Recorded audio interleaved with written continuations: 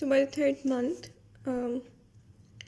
we have clusters of oogonia surrounded by a single layer of flat epithelial cells, right?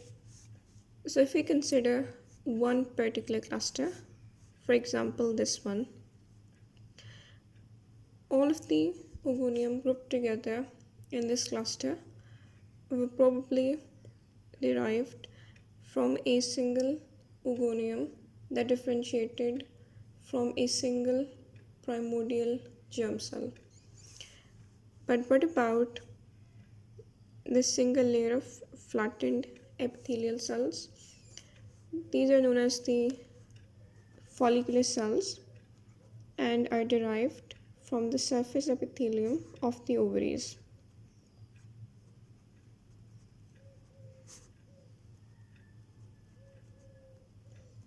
Right? So if we talk about third month and onwards,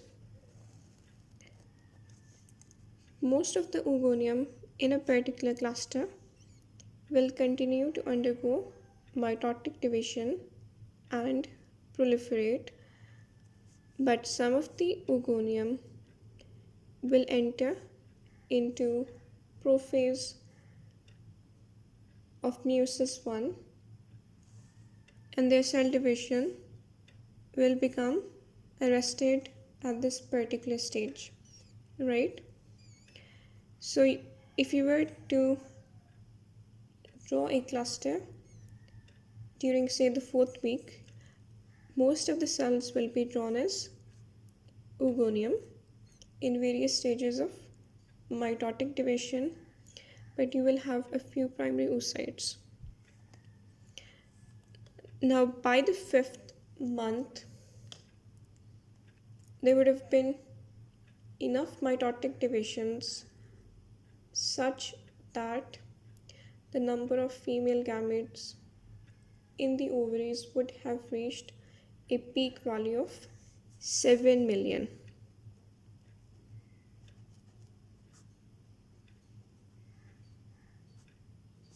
My apologies, I know I'm right, 7 million. And this is basically the fifth month.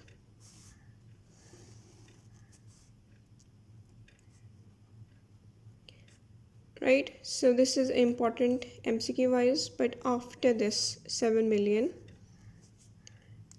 the oocytes and the oogonium, they begin to degenerate and become atretic. By the fifth month, or at this point, one can say,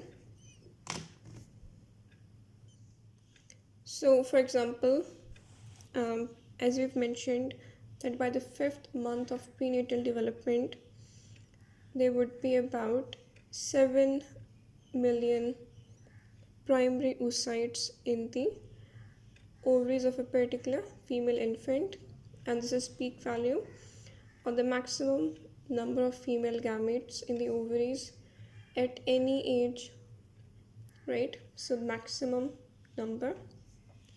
However, beyond this, degeneration starts. So by the 7th month,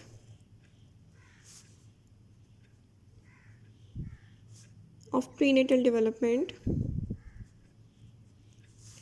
most of the oogonium would have degenerated except a few near the surface. All of the primary oocytes would be in prophase 1 of meiosis 1. Secondarily, almost all of them would be individually, this is the nucleus, this is the nucleolus, all of them would be individually surrounded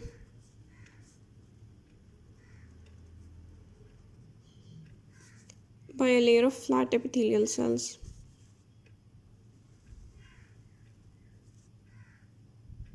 This is known as a primordial follicle. Our primordial follicle is defined as a single primary oocyte surrounded by a single layer of flat epithelial cells.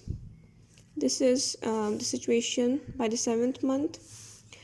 By the time a baby is born, all of the oogonium would definitely have degenerated and become atretic, and all of the primary oocytes, without exception, would be surrounded by a single layer of flattened epithelial cells. Now, at birth, how many such primordial follicles are present? So, we've talked about the number of primary oocytes present by the fifth month of prenatal development, and it was about 7 million. But then we also considered that beyond the fifth month stage, degeneration of the germ cells began, such that in a 2-month period, most of the oogonium degenerated with a few exceptions. So, at birth, how many such primordial follicles or how many such primary oocytes would be present in a newborn? And the answer is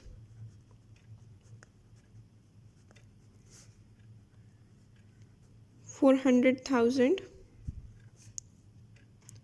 to 600,000.